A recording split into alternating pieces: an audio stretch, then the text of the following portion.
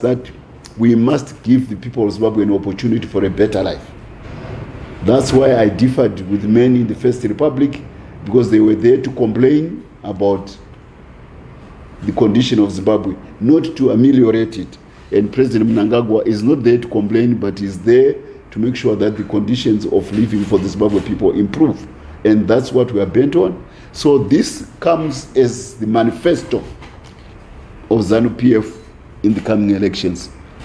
These points which I've been trying to highlight to you. We will be campaigning on the ticket of successful economic deliveries so that people of Zimbabwe can have a better life. That's what we'll be campaigning for.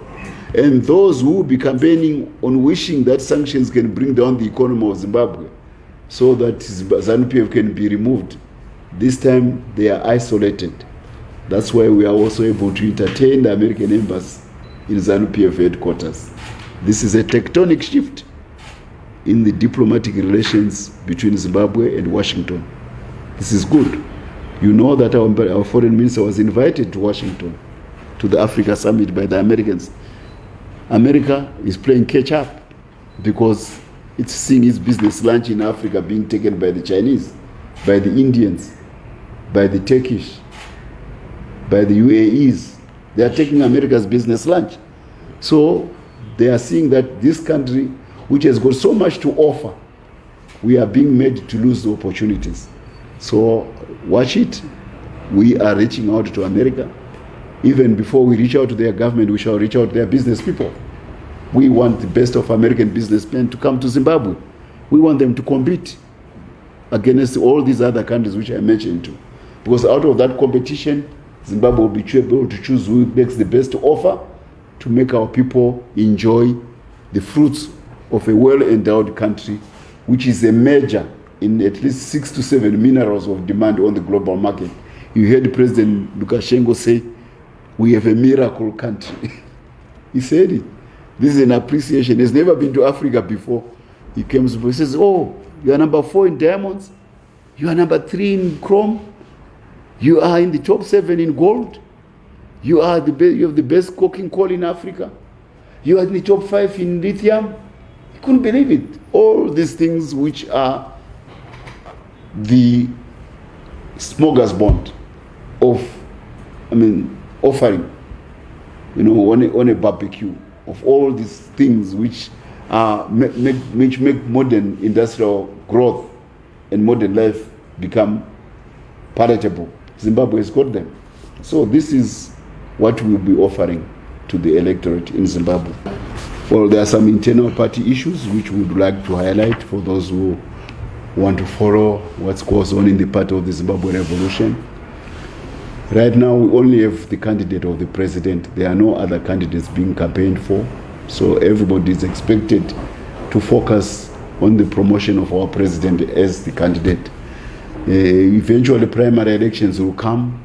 That's when the shotgun will be fired for internal party contestation to select the candidates who will be coming. It shall be done in an open and democratic manner within the party. We are going to follow the voter registrar in terms of aligning our candidates to the ZEC ambit. So we take our internal elections as a dress rehearsal of the coming elections in this year.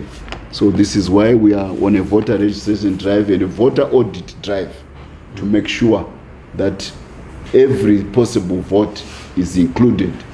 We will keep our rural strongholds and increase the vote there, but we shall devour chunks of the urban vote from the MDC.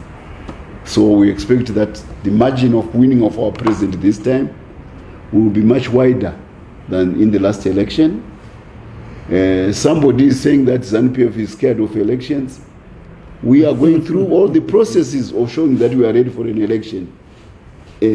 Somebody is clandestinely plotting who will be his candidates, who will be his manifesto, not in the open, but like a secret society, like a mafia, or like the stone mass, what they call the Mason people who, the Cosa Nostra of Italy. We believe in openness about elections. We believe in openness. We don't divine what the party is doing from some oracle coming from Mahere or from what is the name? Stanos. What can hardly pronounce it. So the young man Ostalos. That's how you define what is going on in the ours. It's an open field. You go to the International Conference Center at the HICC, you see ZANU PF in full democratic jive before the national and the international electorate. Open. That doesn't happen with the other party. Yet they complain that we are being constrained by ZANU PF. Surely, can we stop MDC to having a conference, a congress, to choose it? We can't. Why? They are afraid that if they go that, they will splinter again. They've run out of the alphabet, splintering from MDC, this MDC, that. Now they are going for triple C. Very soon they will be going for quad C. They will be going for quintet C. Triple C. They will be going on for decimate C, as they splinter. That's why they're afraid to have a congress. Because each time they go to a congress, no one in that party wants to be led. Everybody in that party wants to be the leader. In ZANU PF, we defer to each other. We go a long way back. We know each other. So we say, no, we trade. Okay, you aspire, but maybe this time is this one's turn, and the other one says yes, and he says, I endorse the one who is the winner. It doesn't happen in the opposition. They all go there, and the moment he cannot make it to the top, he forms a splinter party. This is the hallmark of the opposition. That's why the sponsor countries have become tired. That's why the EU, you saw the EU ambassador. He was here at ZANU PF headquarters. Yes. The new EU ambassador, he was here. Now we were sort of pariahs for a long time. But under the Second Republic, we are the darling. We are becoming the darling.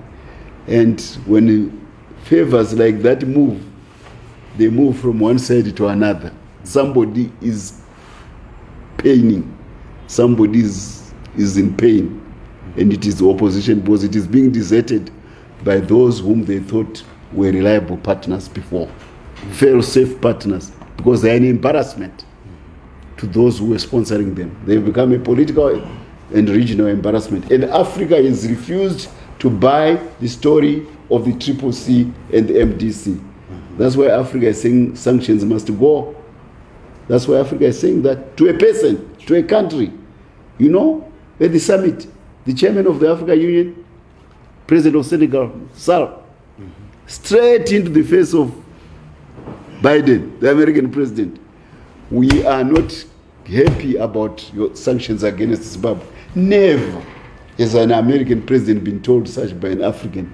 Before Africans would go and cow, in fact, in my era as a diplomat, no African head of state would be received by an American president. You were lucky to be received, unless you were really a bad puppet. You would be received by an undersecretary of state or something like that. But because of the changing geopolitics and the economic performance of Africa and the young population and the big market, America is playing catch up against China, against an India which is running after its heels, against Turkey. So Africans can now tell America what they think, and in confidence, and defy an American position. This is the new era. It does not favor the opposition, because those whom they thought were the masters of the universe, there to determine the future of Africa, they are now being brought to the ground. They are being earthed by the realities of the new geopolitics. So ZANU PF as a Pan-Africanist party, the trend is in our favor. We are very happy that Pan-Africanism is in ascendance, and it is showing the true colors, and it is making Africa be what it should be. and it is making those who pander to puppetry. I mean, you can't have a party which is always prone to treachery, to treason.